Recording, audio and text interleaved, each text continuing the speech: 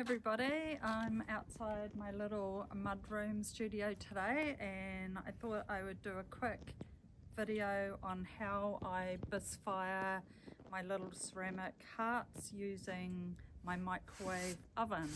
So I've got other videos on my channel which shows me raku firing these, and I just thought people would be interested in the biscuit firing process. I slip cast these little hearts using Laguna's Cone 5 slip cast, and they microwave fire very well because they are quite thin, which means that there's not a lot of heating time required in the microwave. So first things first, before you begin your bisque, obviously we have to set up our setup here. So I've got my 800 watt microwave here, this really old microwave.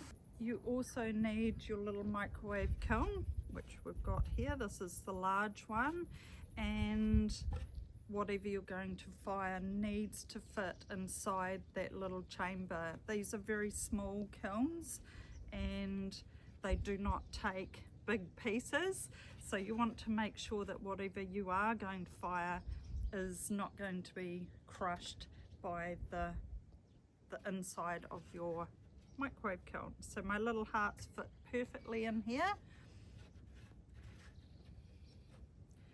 And then I've got a set of tongs here. These are quite short ones, just in case I do have to handle the piece. I've got my safety glasses just to protect my eyes from any random flying bits of burning clay, which should never happen, but you know, you never know when you're using things like this.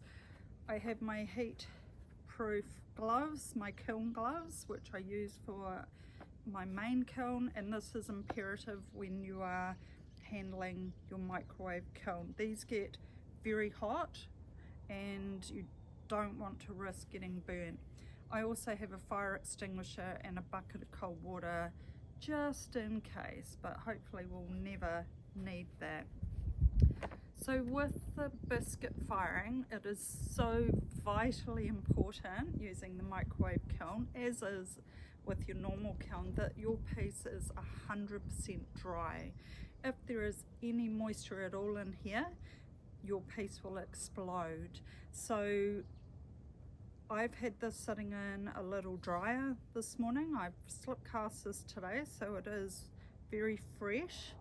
And what I'm going to do is I'm just going to give it a little bit of a heat bath using the microwave, which is a technique that Adam Ceramic, he posted on his site. If you're interested, he does a heck of a lot more microwave firing than I do, and he just showed how he heat bathes it at the start. So let's give that a crack.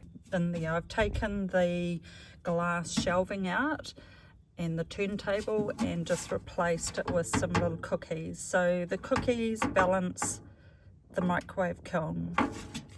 I've got my Hebel. This is a fireproof stone that is very lightweight and it works brilliantly for working with the microwave kiln. It's a good size piece so that anytime I take this kiln out, I can place them on here and not worry about them going on fire. So you want to make sure that you have a kiln shelf or a fireproof surface that you can bring your kiln out and place it on. I'm going to pop my microwave kiln into the microwave. At this stage I have got nothing inside it, because what I want to do is just warm this up so that I can use the heat inside here to dry off my little heart. So we're just going to pop it in the center on top of those cookies, shut the door. I'm just going to pop this on for 2 minutes just to warm up the inside of the microwave kiln. So alright, so that 2 minutes is up. What I want to do is I've got my safety goggles on and I'm just going to put my heat proof gloves on, pop this open And I'm going to transfer the little oven onto my Hebel. I'm going to just lift this up, pop my heart in there, and I'm just going to let that sit in the heat for a little minute. So I'm just cooking it at the moment. I'm just letting it sit in the heat of the little microwave.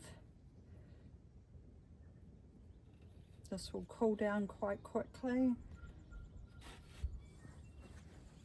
And I'll let it sit in there for approximately 1 minute. So after that minute, I'm just going to take this off and take my little heart out. Once again, we'll just sit it off to the side. I'm going to heat this again for 2 more minutes. Pop it back into the microwave.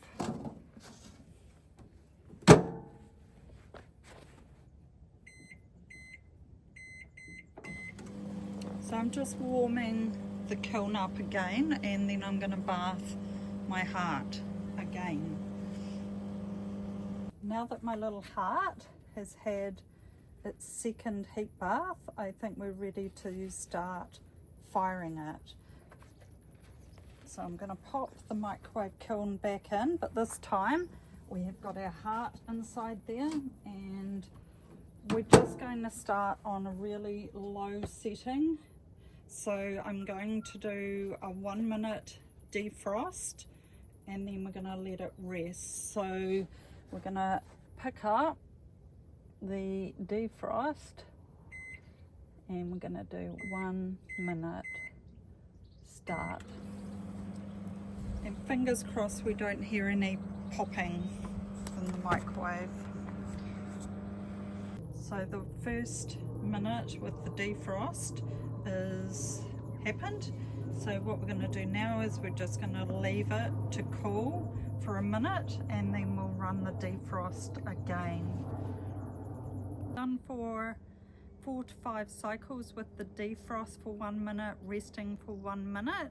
Now what I want to do is put the microwave on for 2 minutes at full power, and then I'm going to let it rest for 30 seconds or so, give it another zap, full power, let it rest, and then we're going to go into the full biscuit firing. So fingers crossed there's no popping, otherwise it's all over. By letting your piece rest, fully heat up slowly, releasing any of that moisture that might be in the clay, you are reducing the chance of it exploding in the microwave. I've done my 2 minute full power and 1 minute rest twice. Now I want to fully blast this up to bisque firing temperature, which means I'm going to fire it to the point where I see a glow in the glory hole, which is the little hole at the top of the microwave kiln. So what we're going to do is just reset here, and I'm going to put it on for 20 minutes. It may not take this long. I'm going to be keeping an eye on that glory hole, and we'll just see, fingers crossed, that this all goes well. And we're inside the microwave. You can see we've got a really nice bright orange glow happening. I'm just putting that black screen up so that you can see that a little clearer. And the microwave's been going for about 17 minutes. So I'm thinking that this is probably enough for my bisque, and I'm going to shut the microwave down, take the microwave kiln out, and then let it cool down naturally. Stop my microwave now that I have inside my microwave there. So that's the little kiln with its glow.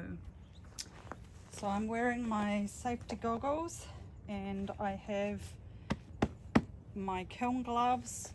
I am very carefully going to lift this out. I'm putting my fingers underneath these 2 bottom fingers. I'm going to be holding it underneath, and carefully lifting it out. You do not want to lift the top and pull it out, because you'll end up with a very hot mess all over your kiln. So putting my hands in, putting them right at the bottom of this kiln, I'm going to lock my fingers on top. It's a bit like I'm lifting a cake, and then I'm placing it carefully onto my fireproof shelf, and I'm just going to leave that there to cool naturally. So I don't want to hold my phone too much over the top there, but what we have in there is one very hot little heart, and hopefully it's still intact. So I'm going to leave this for about an hour, and then I will be opening it up and checking out to see if I've got a beautifully bisque fired piece. You want to make sure that you're treating everything like it's very, very hot. You can use one of these little heat guns, which is quite handy. So we can put that on. It goes, here we go.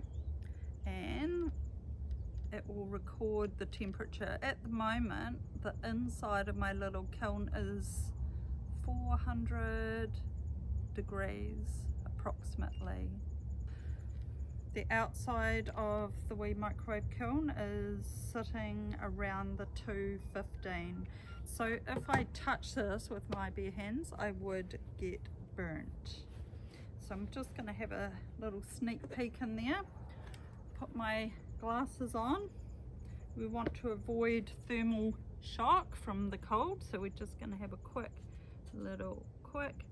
I can see a lot of heat coming out of there.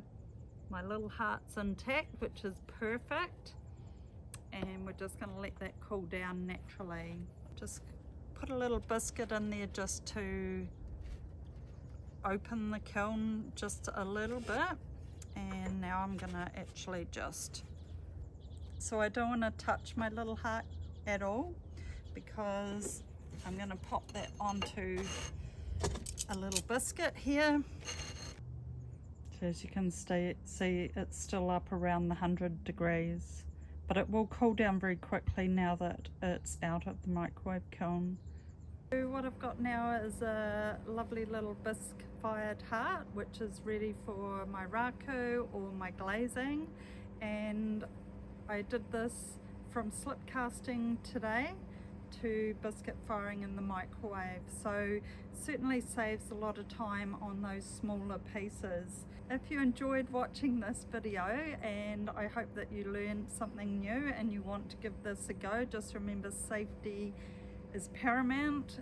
This gets very hot, but it's a lot of fun to do, and it gives people at home accessibility to firing pieces without the need for a big kiln. So don't forget to like and subscribe to my channel. I'll be posting more videos soon, and look forward to seeing you then.